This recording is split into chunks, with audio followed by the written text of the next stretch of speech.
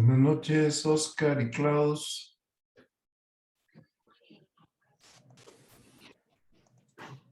Buenas noches, don Mario, ¿cómo está? Buenas noches, qué gusto verte, Klaus. Igualmente. Buenas noches, Oscar, Hola, Miguel. hola, Mario, buenas noches a todos. Muy bien. ¿Tú qué tal? Ahí todo bien, muchas gracias. Qué bueno, que me alegro. Bienvenido. Buenas Gracias. noches, Mario. Buenas noches, Miguelito, ¿cómo estás? Bien, don Hola, Mario, gusto Eliseo. saludarlo. Gracias, igual. Qué bonita foto. Gracias, sí. Son mis dos nietecitas más chiquitas. Qué bueno. Bonita foto. Gracias, don Mario. Solo tenemos que poner al abuelo a sonreír. Eso es lo que me dicen siempre. Hola, Wilson. Buenas noches. Buenas noches Hola, a todos. ¿qué tal? Hola. Hola, Eliseo. Buenas noches, don Mario, mucho gusto. ¿Qué tal? Buenas noches, bienvenidos. Buenas noches. Gracias. Aquí estamos ya 1 minuto y comenzamos nuestra clase. Hola, Juan. Buenas noches. Buenas noches, don ¿Qué Mario. tal? ¿Cómo estás, Juan? Bien, gracias. Muy bien, bienvenido. Gracias. Adelante. Muy bien. Bueno, vamos a ver quién más. Empezamos nuestra clase ya. Dios te salve María, llena eres de gracia. El Señor es contigo. Bendita tú eres entre todas las mujeres y bendito es el fruto de tu vientre, Jesús. Santa María, Madre de Dios, ruega por nosotros pecadores, Ahora ahora y en la hora de nuestra muerte. Amén. Gloria al Padre, y al Hijo, y al Espíritu Santo. Como era al principio, siempre. ahora y siempre, por los siglos de los siglos. San Gabriel, Ruega Ruega por nosotros. San Pablo. Ruega por por nosotros. Bueno, bienvenidos a esta clase. Les quería decir que el lunes santo no vamos a tener clase, por tanto nos veríamos hasta el lunes de Pascua, si Dios lo permite. Muy bien. El lunes santo yo estaré dando un curso de retiro en Costa Rica, entonces pues estaré ya, regresaré el jueves santo por la noche aquí, entonces no podré dar la clase, pero el lunes de Pascua, si Dios quiere, nos veremos de nuevo. Bien, vamos a abordar hoy el tema del 5.º mandamiento de la ley de Dios, no matarás, ¿verdad? Y pues su traducción positiva, el amor por la vida, porque al fin y al cabo la prohibición de matar, pues es una prohibición orientada justamente a que todo el mundo aprenda a amar la vida. El Papa San Juan Pablo II escribió una bellísima encíclica sobre este tema y esa encíclica se llama el Evangelium Vitae, el Evangelio de la vida. Bien, esa encíclica, pues qué bueno sería que la puedan leer, que le puedan dedicar tiempo, porque pues es una encíclica que da muchas luces sobre la maravilla que es el don de la vida. El hombre creado a imagen y semejanza de Dios. Este es nuestro punto de partida para poder entender la dignidad humana y poder entender, por tanto, por qué Dios prohíbe quitarle la vida al prójimo. Nada más y nada menos que la imagen y semejanza de Dios en el cuerpo y en el alma. Y por eso es que no podemos disponer de la vida del prójimo, ni tomarnos la justicia por nuestra mano, porque al fin y al cabo el prójimo, sea quien fuere, tenga el color de la piel que tenga, haya tenido una conducta tal vez muy equivocada, el prójimo también necesita ser tratado con misericordia y ser tratado sin hacer acepción de personas. Bueno, y esto exige de nosotros tener el corazón lleno de misericordia, es decir, compadecernos de las miserias ajenas.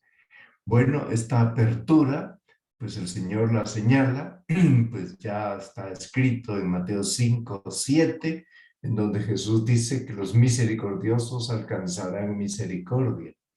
Pero en Mateo 5, 44 y 45, el Señor nos habla de cómo la indiferencia no puede ser para nosotros nunca un estilo de conducta. Y cuando nos habla de esto, pues voy a leerles la cita para que ustedes pues la tengan fresca también en su corazón. El Evangelio de San Mateo, en el capítulo 5. Voy a leerles ahora esos 2 versículos en donde queda claro. Dice ahí Jesús: habéis oído que se dijo, amarás a tu prójimo y aborrecerás a tu enemigo. Pero yo os digo, amad a vuestros enemigos y rezad por los que os persiguen, para que seáis hijos de vuestro Padre Celestial, que hace salir su sol sobre malos y buenos y manda la lluvia a justos e injustos. Bueno, pues esta claridad, Jesús vino a perfeccionar la ley, no vino a abolirla, a darle plenitud, y por eso lo que nos toca es aprender a perdonar. Ya el versículo 22 de este capítulo 5 habla con claridad del aprender a perdonar. Dice: yo os digo que todo el que se deja llevar de la cólera contra su hermano será procesado. Y si uno llama a su hermano imbécil, tendrá que comparecer ante el Sanedrín. Y si lo llama necio, merece la condena del fuego. Está muy claro. En Romanos 12, 21, San Pablo nos explica el estilo de conducta del cristiano: vencer el mal con el bien. Y ver, por tanto, en las injurias una ocasión para purificarnos. Qué bonita forma de ver nuestra vida.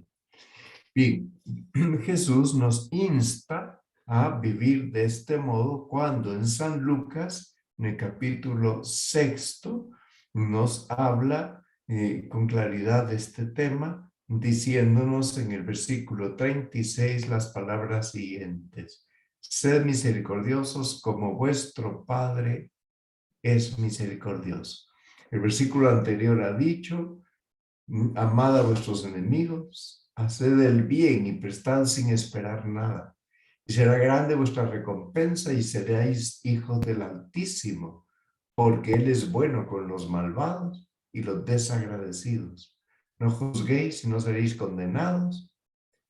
No condenéis y no seréis condenados, no juzguéis y no seréis juzgados, perdonad y seréis perdonados. Bueno, entonces estas citas bíblicas nos van llevando de la mano a entender también de cara a la Semana Santa cómo es la misericordia que Dios espera que tengamos. Las criaturas más parecidas a Cristo crucificado son los enfermos, los débiles corporal o mentalmente, los minusválidos y deformes, porque pues parecería que ellos son más semejantes a Cristo en la cruz por todas las deformidades que supuso la cruz con el sufrimiento. Es decir, que ellos portan la imagen de su presencia, predican el evangelio del sufrimiento con su conducta. Y en esas personas que sufren, pues la luz del amor divino está ahí. Lo que pasa es que exteriormente parece que el esplendor está oscurecido. ¿Por qué les vemos que tienen límites? Piensen ustedes en un niño, síndrome de Down. Bien, la comunidad particular que tenemos, esa comunión especial que el Señor nos invita a tener con estas personas, se debe a que de modo especial en esas personas vemos la imagen de Dios. Bien, entonces piensen ustedes la imagen de Dios en una persona que no puede ni siquiera comer sola, ¿verdad? Que tiene que estar amarrado a una silla de ruedas desde su juventud y que le den de comer, que lo bañen, que lo vistan, ¿verdad? Unas personas como estos que Bueno, pues que tienen muy patente su finitud y que Dios ama esa finitud. Y por tanto, amar la finitud y asumirla está en el corazón de nuestra cultura cristiana. Y por eso no podemos mirar con rechazo ni con desprecio a estas personas, ¿verdad? Y todo aquel que tiene fatiga, dolor, enfermedad, muerte, pues ha de ser visto con misericordia. Entonces, la creación de Dios respecto de los seres humanos es creación para la eternidad. Y por tanto, pues, aun cuando nuestra naturaleza tuviera límites, pensemos que la imagen y la semejanza de Dios y el fin al que fuimos llamados es infinitamente superior a los límites, a las imperfecciones de la naturaleza humana. No nos detengamos ahí, en las imperfecciones de la naturaleza humana. Bien, San Juan escribe varias cartas y en su primera carta nos dirá en el capítulo 4, y les voy a leer ahora la cita, porque pues nos ayuda a la reflexión. Versículo 18 dice San Juan: no hay temor en el amor, sino que el amor perfecto exulta, él expulsa el temor, porque el temor tiene que ver con el castigo y quien teme no ha llegado a la plenitud en el amor. El que teme no ha llegado a la plenitud en el amor. Por tanto, uno ama también los sufrimientos que Dios permite, porque es un encuentro con Cristo. Bien, pero frente a esa cultura cristiana de la vida está la cultura de la muerte, que ahora pues tiene tantas lamentables expresiones en esos programas de exterminio de niños no nacidos, de pues, imposición de la eutanasia, de abortos, ¿verdad? Y por eso pues nosotros como cristianos tenemos que oponernos a esos desórdenes. Y sabemos pues que no hay excusa para el que mata ni para los que cooperan voluntariamente con la muerte del prójimo, pues porque son pecados que claman al cielo, ¿verdad? Y daremos cuenta a Dios muy seria de eso. El Evangelio de San Mateo en el capítulo 14 nos habla en los primeros 12 versículos de cómo fue la muerte de Juan el Bautista, ¿verdad? Y cómo este hombre muere por decir la verdad, y cómo muere pues por la malquerencia que tenía hacia él la concubina de Herodes, que era su cuñada, era la mujer de su hermano, Herodías, y cómo ella mal aconseja a su hija, para que su hija Herodías, el día del cumpleaños de Herodes, la iglesia celebra el martirio de Juan el Bautista el 29 de agosto, por tanto se presume que ese día era el cumpleaños de Herodes. La niña baila tan bonito delante de Herodes que en su borrachera promete, jura, te daré aunque sea la mitad de mi reino. Y la señora le da el mal consejo. Bien, pues ya ustedes saben que cuando una persona directamente quiere el aborto, ya sea como fin o como medio para otra cosa, pues estamos ante un desorden moral. Hay gente que puede querer el aborto como medio para obtener su salud física, pues porque tiene una grave dolencia, o como medio para obtener la salud psíquica porque le han dicho que, o porque está indispuesta esa mujer contra ese niño que viene en camino. Bueno, nunca es lícito, ¿verdad? Buscarlo como un medio y mucho menos como un fin, ¿verdad? Nunca es lícito el aborto. Siempre es un desorden moral. Bueno, entonces la voluntariedad directa, pues, de la persona que actúa dándose cuenta que va a matar, ¿verdad? Y para eso emprende una acción dirigida, ¿verdad? Poner una inyección salina a una mujer embarazada en el útero, pues eso está destinado a matar al niño, ¿verdad? Pues utilizar, pues, tenazas o cuchillos, ¿verdad? Para despedazar, descuartizar al niño. Pues eso indudablemente es una tragedia, ¿verdad? No debería ocurrir. voluntariedad. Tenemos que oír de eso. Imagínense ustedes todos los que trabajan en la IPPF, International Parenthood Parents Federation, ¿verdad? Un nombre confuso, ¿verdad? Pero que es la internacional de la muerte. $1.000 millones, su presupuesto anual, presupuesto financiado por el gobierno de Estados Unidos. Y claro, pues que ellos van buscando a través de sus filiales. En Guatemala, Profam es una de las filiales de la IPPF, y ellos también quisieron pues obtener la personería jurídica en el año pasado como IPPF, así, tal cual. Y obviamente pues fue interceptada esa pretensión y no se les concedió la personería jurídica. ¿Por qué? Porque ya se sabe a qué se dedican. Bueno, entonces todo esto tenemos que luchar por impedirlo. ¿Por qué? Porque el embrión es persona desde la concepción. Gracias a Dios nuestra Constitución lo dice con claridad. Y defender esa integridad del niño. Pero nunca sería lícito procrear como para tener una fábrica de repuestos en ese niño, en sus tejidos o en sus órganos. ¿Verdad? Pues lamentablemente algunos han llegado a ese tipo de fórmulas. Bien, cuidar a los niños también en el vientre de la madre y cuidarlos una vez que han nacido, sin atentar jamás contra su vida. Bueno, eso es una cosa importantísima. Por eso cualquier acción o cualquier omisión para quitarle la vida a un enfermo o a un anciano con la intención de causarle la muerte, aparentemente con el fin de eliminar cualquier dolor, bueno, pues eso es inaceptable moralmente. Es inaceptable. Por eso hay que ayudar a la gente a entender el sentido del dolor como unión con Cristo en la cruz, ¿verdad? Con Cristo que redime desde la cruz. Bien, nos toca interrumpir los tratamientos onerosos, peligrosos, extraordinarios, desproporcionados, sí, pero eso no es. Uno puede interrumpirlos y eso no es eutanasia.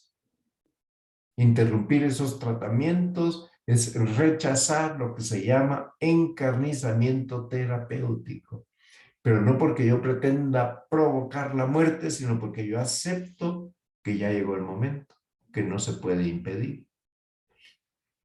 Sin embargo, cuando se interrumpen esos tratamientos, no se puede prescindir nunca de la alimentación, ni de la hidratación, ni de la alimentación de la persona. Pero hay que alimentarla, oxigenarla, hidratarla. Pero esos son cuidados ordinarios que todo enfermo tiene derecho a tener. Ahora, entre eso y meter a un enfermo en un respirador artificial, hay una distancia muy grande, porque un respirador artificial pues es mantener vivo a la persona funcionando los pulmones, pero a lo mejor eso es artificial, ya sus signos vitales ya están, si no fuera por el respirador, podrían estar suspendidos, por tanto ya podría tener muerte cerebral. Ok. ¿Se pueden usar analgésicos para aliviar sufrimientos? Sí. Aun cuando eso lleve consigo abreviar los días, no porque se busque quitarle días a la persona, no, se está buscando sencillamente pues aliviar sus sufrimientos, y ahí están los cuidados paliativos. Mira, uno se da cuenta que la muerte ya viene, mira, se prevé, se tolera, y si la persona va a quedar inconsciente con motivo de los medicamentos analgésicos, pues no convendría dejarla inconsciente sin antes darle la oportunidad de confesarse y recibir los santos óleos. Bien, entonces los cuidados paliativos son una forma privilegiada de la caridad. Por eso esa es la gran solución. Hay que alentarlos, hay que buscar que los gobiernos dispongan de fondos para ese fin, porque si no los van a disponer para quitarle la vida al propio. ¿Qué hacer cuando un agresor injusto me quiere quitar la vida?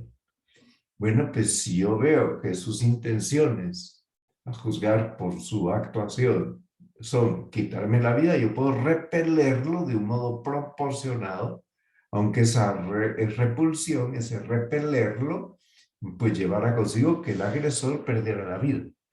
Pero esto cabe decirlo no solo respecto de la legítima defensa personal, sino la legítima defensa del país o la legítima defensa de un grupo social. Imagínense los habitantes de un residencial o los, vamos a poner por caso, ¿verdad? Pues piensen ustedes, los que están internados en un hospital o que están internados en una cárcel. Bueno, pues también ellos hay que defender sus vidas y no podemos propiciar motines que llevan consigo la muerte de personas. Ok, ¿qué es el escándalo? ¿Por qué se asocia al quinto mandamiento? Porque el que odia a su hermano, dice Santiago Apóstol, es homicida. Por tanto, el escándalo es enseñar a una persona a portarse mal, enseñarle a pecar. Y el que escandaliza y enseña a pecar gravemente a otro es un pecado grave contra el quinto mandamiento. Bueno, pero puede ser que yo escandalice por omisión, no solo por acción, porque dejé de hacer algo que había que hacer, dejé morir a una persona. Dejé morir a una persona que estaba, pues a lo mejor en el intensivo y no la auxilié en el momento en que las mismas máquinas dispararon las alarmas. Sencillamente me desentendí. Bueno, pues eso es gravísimo, ¿verdad? Bien, entonces el escándalo es falta grave. Si por mis acciones o omisiones yo arrastro a otras personas a un pecado grave. Podríamos causar escándalos. Imagínense que ustedes son promotores de espectáculos públicos. Imagínense que a ustedes les proponen como un contrato muy taquillero traer a Madonna. Bueno, pues evidentemente por muy promotores de espectáculos públicos, ustedes no pueden promover un espectáculo público indecente como el que podría dar esa señora. Entonces, no es lícito, no es lícito y justificarse en que mi trabajo es mi trabajo y no, porque el trabajo tiene que ser honrado, también en sus fines. Por tanto, no sería trabajo lícito trabajar en un motel, ni sería lícita una inversión en las acciones de un motel o de una red de prostitución. Evidentemente, esas son cosas inmorales. Ni es lícito pues tener acciones en un canal de YouTube dedicado a la pornografía o dedicado a la producción de videos pornográficos. ¿Verdad? Tampoco sería lícito dedicarse a promover las modas contrarias al pudor. Que yo trabajo en el mundo de la moda, bueno, buenísimo, influí en el mundo de la moda, puedes influir para que la gente viva la castidad con gran elegancia, pero no influyas para que deje de vivirlo. Imagínense los que organizan desfiles de modas, ¿verdad? Y si los desfiles de moda son en tiempos de calor, bueno, pues a veces se ven espectáculos muy lamentables. Bien, hay personas que generan escándalo porque hacen leyes o crean unas estructuras que provocan degradación de costumbres, que pueden corromper la vida religiosa de las personas, que pueden conducir incluso a personas al suicidio, ¿verdad? Hay condiciones sociales que pueden provocar, poner a determinados grupos sociales en unas condiciones de terror a seguir viviendo. ¿Por qué? Porque están asfixiados de deudas. O bien, pues porque se está llevando a la gente a un estado de depresión colectiva, ¿verdad? Bueno, pues todas estas cosas son cosas que ya Pío XII, en un discurso del 1 de junio del año 41, recogido en el Catecismo de la Iglesia, dice que hay condiciones sociales que, ya sea voluntaria o involuntariamente, hacen casi imposible una conducta cristiana o la hacen muy ardua. Piensen en el respeto al propio cuerpo. Pues esto es una exigencia de la caridad porque es templo del Espíritu Santo. Obviamente, pues frecuentar una playa nudista sería un desorden, ¿verdad? Sería un desorden, pues, el ver pornografía, porque el que la ve está contribuyendo a la ampliación de ese mercado. Y porque está al verla, contribuyendo a que haya más espectadores, o incluso recomendando. Bueno. Entonces, somos responsables de nuestro cuerpo, sí, de nuestra salud corporal, sí, de procurarla, sin obsesiones. ¿Para qué? Como un medio de servir a Dios y de servir a los hombres. Y en todos los excesos de comida, alcohol, tabaco, medicinas, velocidad, pueden estar metidos en este quinto mandamiento, en la línea de la prohibición. Por tanto, uno no puede defender como una postura legítima que yo decido cuándo y cómo morir, y que eso es un derecho humano a una muerte digna. No, esa muerte es indigna porque me estoy quitando la vida. Ok. Todo lo que sea poner en peligro la seguridad propia o ajena, en carreteras, en el aire, o en el mar, o en un lago, o en un río. Bueno, pues eso está metido en este quinto mandamiento.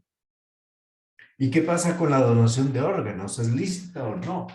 ¿Es legítima? ¿Es un acto de caridad? Siempre que sea donación y que sea verdaderamente libre, plenamente libre y además gratuita. Que respete el orden de la justicia y el orden de la caridad. Yo no puedo donar un órgano que me va a dejar inválido para toda la vida. Porque entonces no podré ganarme la vida, no podré sostener a mi familia y eso es un desorden. En consecuencia, yo sí puedo negarme a donar un órgano que podría dejarme inválido para toda la vida. Y eso no significa que yo quiera la muerte del que está necesitando la donación de ese órgano. Bien, las mutilaciones, las que hacen, por ejemplo, los secuestradores, o las mutilaciones que proceden de la esterilización, ¿verdad? Una mujer o un hombre que se esterilizan para no tener más hijos, pues muchas veces es a través de la mutilación. La mutilación, pues, porque se corta las trompas de falopio o porque se interrumpe el conducto del semen, ¿verdad? Para que, pues, cuando tendría que conducir el semen, ¿verdad? Para permitir la vida, sencillamente no lo conduce y aquella persona, pues, tiene todas las demás etapas propias del estado sexual de quien está a punto de hacer una entrega del semen, una eyaculación. Sí, pero es que eso lo hacen para que no tengan más hijos, ¿verdad? O imagínense ustedes que hay laboratorios en donde piden a las personas un espermograma, pero para hacer un espermograma están pidiendo semen, y para que obtenga el semen le está pidiendo que se masturbe. Evidentemente ese método no es lícito para obtener el semen, ni siquiera en el caso de un espermograma. Bien, un día me dijo un médico, porque yo le consulté, de una persona a la que me estaban pidiendo eso, me dijo que se haga un examen de sangre, que con eso es suficiente para saber lo que quieren saber sobre el tema de investigación. Sin embargo, a la persona la estaban convenciendo los médicos y los encargados del laboratorio que era indispensable obtener una muestra de semen. Ok, muy bien. Piensen ustedes que hay personas que se quedan estériles de modo no querido, sino tolerado, porque han tenido que hacerles una intervención quirúrgica que llevaba consigo como consecuencia no buscada ni querida, pero sí conocida, el que iban a quedar estériles. Eso es lícito por el bien del todo, porque no se está buscando la esterilidad. Ok.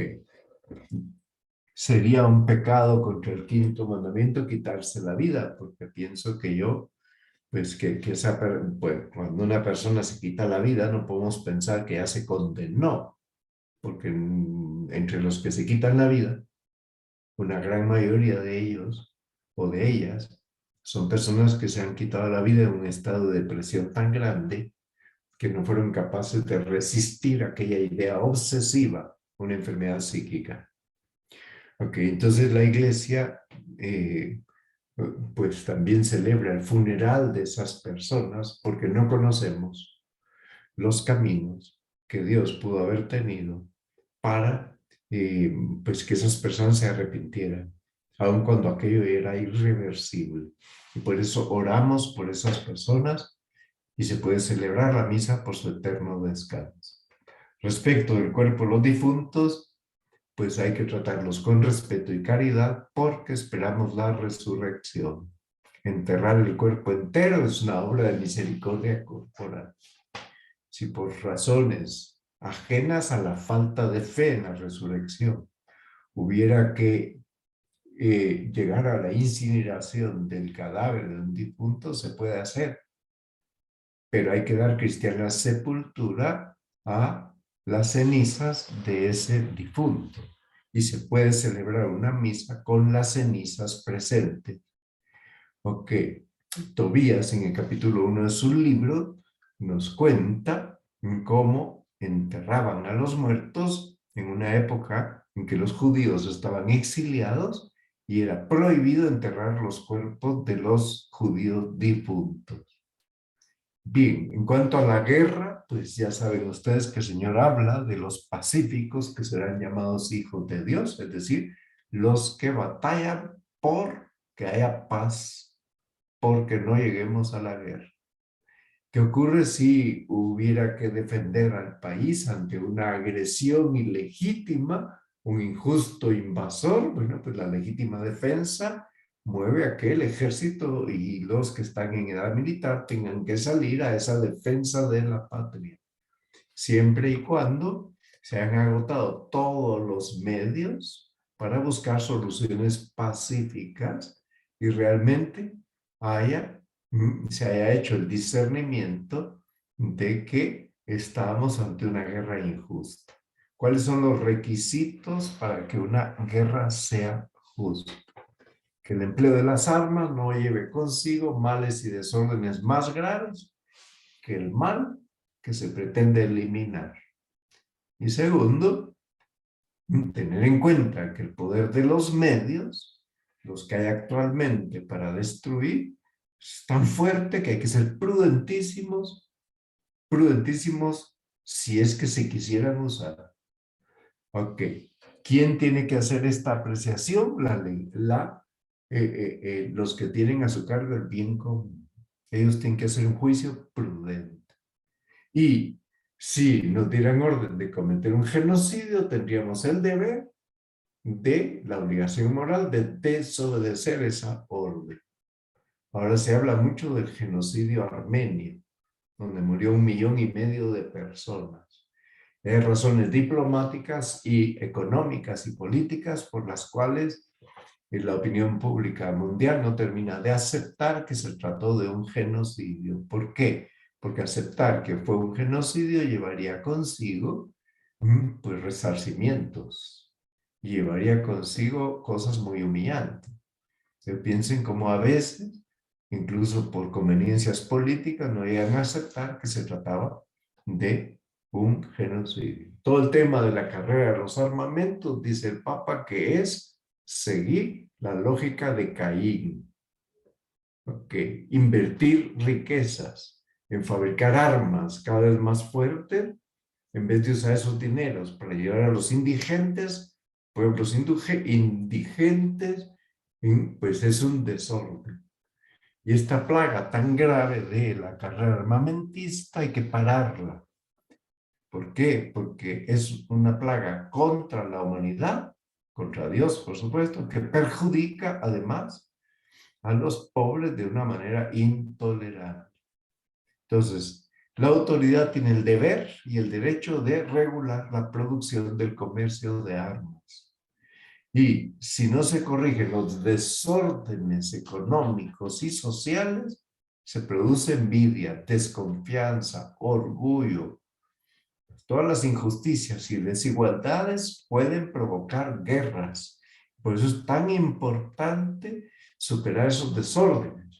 Estas fotografías son tomadas en Guatemala, en la ciudad de Guatemala, y nos hablan elocuentemente de los desórdenes que hay en el tema de vivienda. Desórdenes que habría que evitar si queremos que haya paz y que haya justicia en el país. Por tanto, el amor a la patria es una virtud, pero el nacionalismo es un pecado. Porque el nacionalismo nos lleva al desprecio de los que no son de mi nación. Ok. Con eso terminamos la clase de hoy. Entonces pueden hacer todas las preguntas que quieran. Yo quito las diapositivas. Vamos a ver qué quieren preguntar. Adelante. El que quiera preguntar, que levante la mano, que ponga su micrófono y diga su nombre y así yo me ubico. Wilson Sí, Wilson. pregunta. Buenas noches. Buenas noches, sí. Entiendo que la legítima defensa pues, no sería pecado mortal, ¿verdad? La legítima defensa no es pecado mortal y tampoco es una excepción al quinto mandamiento, sino que sencillamente está en otro orden de cosas. No es que se haya hecho una excepción, no. Entonces, si es lícito matar cuando es por legítima defensa. No, es que no es porque, es que la legítima defensa no es que legitime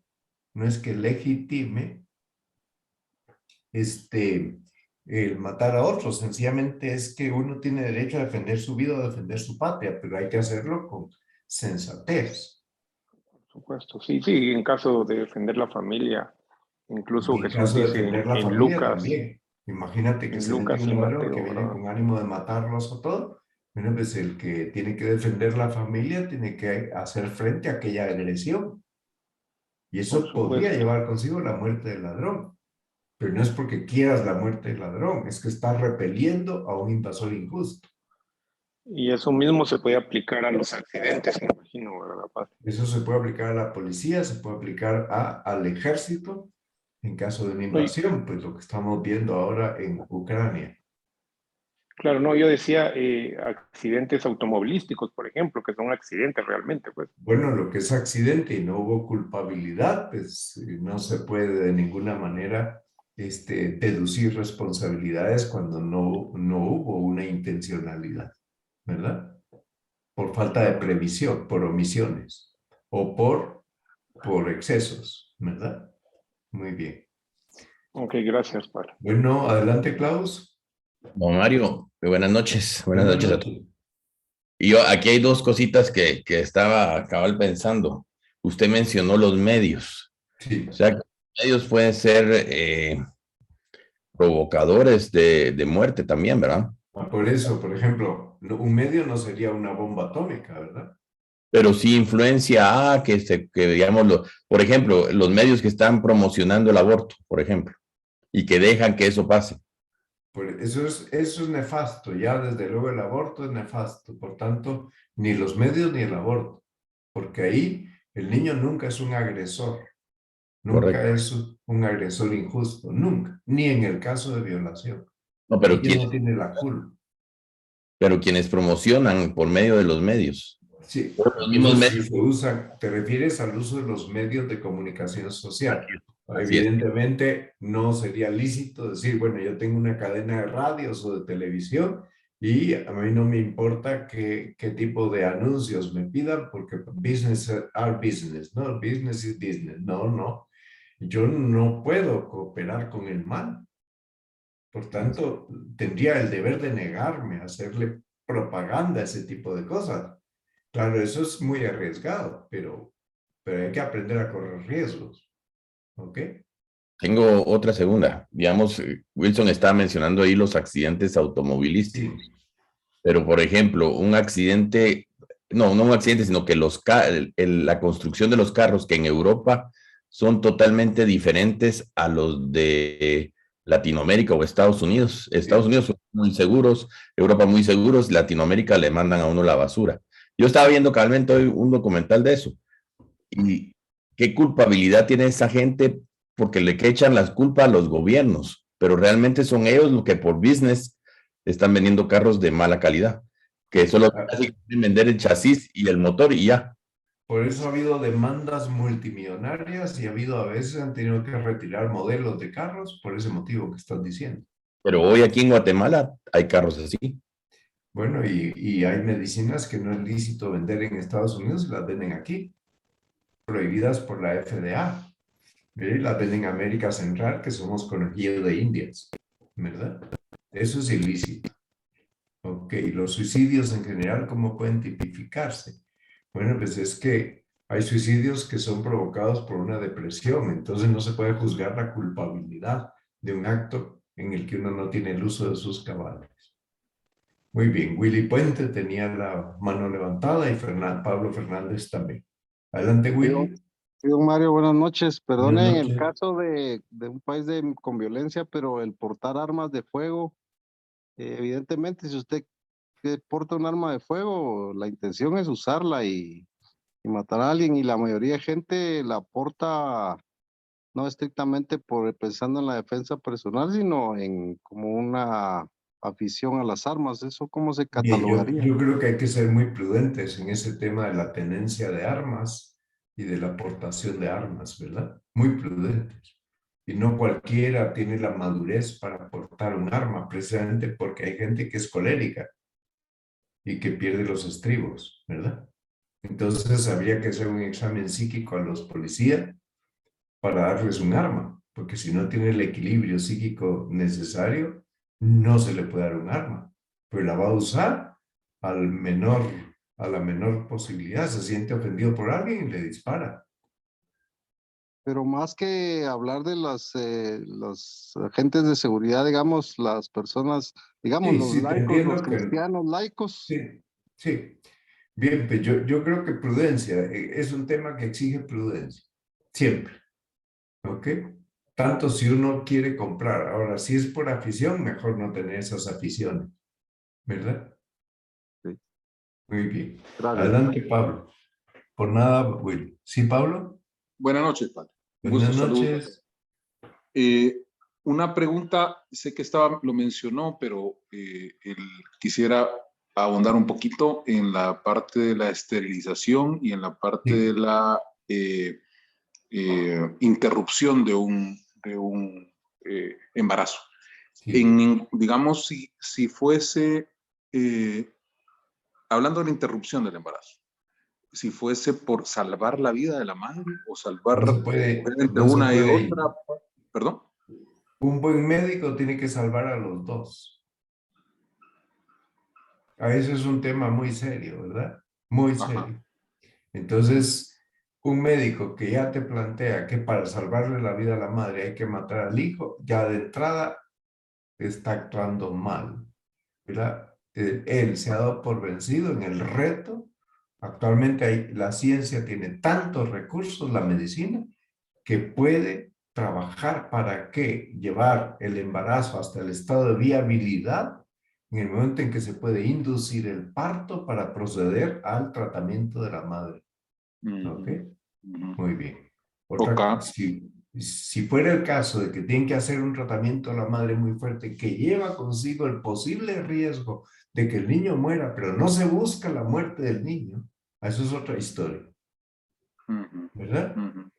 Sí, también hay un caso. ¿Cómo? Sí, hay un caso, leí por algún lado de un caso que está en estudio por una madre doctora que se opuso a que le interrumpieran su embarazo por un tratamiento de cáncer. Para algo por el estilo, sí. Esta mujer está canonizada. Se llama Gianna Beretta Molla. Es una mujer italiana, una médico. Sí. Wow. Ya canonizada, no lo sabía. Gracias, padre. Su hija asistió a su canonización. Ajá, La niña que estaba esperando asistió a la canonización de su madre. Súper. Y, padre, contarle algo rapidito y a todos, que realmente cómo el hecho de no practicar estas cosas se ha vuelto raro, extraño. Te señalan como intolerante y retrógrado. Sí, mire, le comento ahorita con el nacimiento hace un año de mi cuarto hijo. Bueno, de mi hija, que era la tercera. Óigame, fue hasta la persona que que ingresó a mi esposa al hospital, y van a esterilizar de un solo. O sea, y cuando no, Así es. Así hacen el planteamiento. así lo hacen como que es la normalidad. Un Y a pesar, ginecólogo que hace esa propuesta hay que descalificarlo, hay que buscar otro. Porque sí, ya de claro. entrada está diciendo algo que es tan indecente y tan inmoral que merece la desconfianza del paciente. Listo, padre. Con eso era. Gracias. Gracias. Bueno, adelante Julio y luego Ricardo. Yo Me solo queda quería claro el hacer concepto. Sí, una sí. pequeña invitación a tener mucho cuidado con parte de la guerra actual. Es una guerra semántica, ¿verdad? Sí. De utilizar terminología que minimiza el tema, ¿verdad? Cuando en lugar de decir eutanasia se dice una muerte digna, cuando en lugar de decir aborto se dice interrupción del embarazo. Estamos cayendo en la dialéctica precisamente de los que están en contra de lo que nosotros creemos. Entonces hay que tener mucho cuidado porque todos los medios nos bombardean con eso. Pues entonces hay que tener mucho cuidado de no alimentar esa bola de nieve, ¿verdad? Y por ejemplo, un interruptor de luz es porque se puede apagar o se puede prender, pero un embarazo una vez se acaba ya no se puede No volver se puede a interrumpir. comenzar.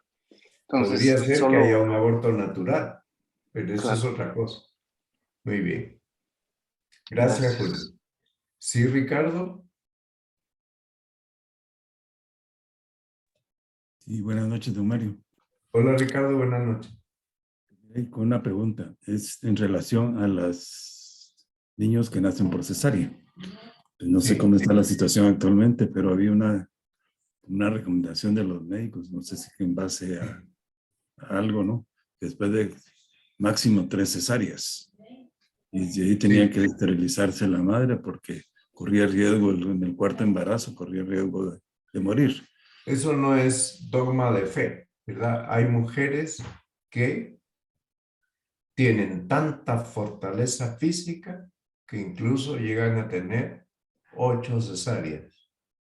Excelente. Yo estando en Honduras atendí el nacimiento del 7º hijo de una mujer que los había tenido todos por cesárea y el médico le dijo, el médico asistía a estas clases, le dijo, señora, usted está lista para la 8ª. Claro, hay mujeres que tienen tanta debilidad que una tercera significaría morirse o una segunda.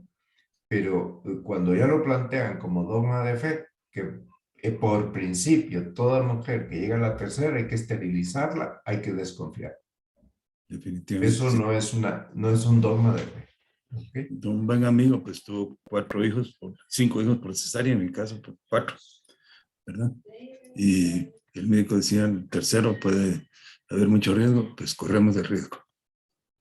Y sí, ahí ya es la valoración que tienen que hacer los esposos, ¿verdad? Si es muy grave, si no es muy grave, ver una segunda opinión.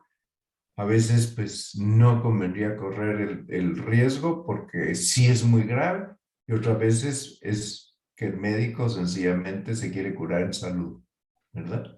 No, Porque no quiere que más tarde digan usted fue un imprudente porque usted no dijo nada. No, y el segundo en mi caso pues murió a los 9 meses, pues prácticamente el día que iban a nacer por cesárea, ¿no? Sí, a veces pasa, sí. Ok, me Muchas preguntan gracias. sobre el encarnizamiento terapéutico. Encarnizamiento terapéutico es excederse en prolongar la vida de una persona enferma, ¿verdad? Y querer incluso comprometer el patrimonio con tal de mantener viva a la persona, aun cuando ya se sabe que es un enfermo terminal.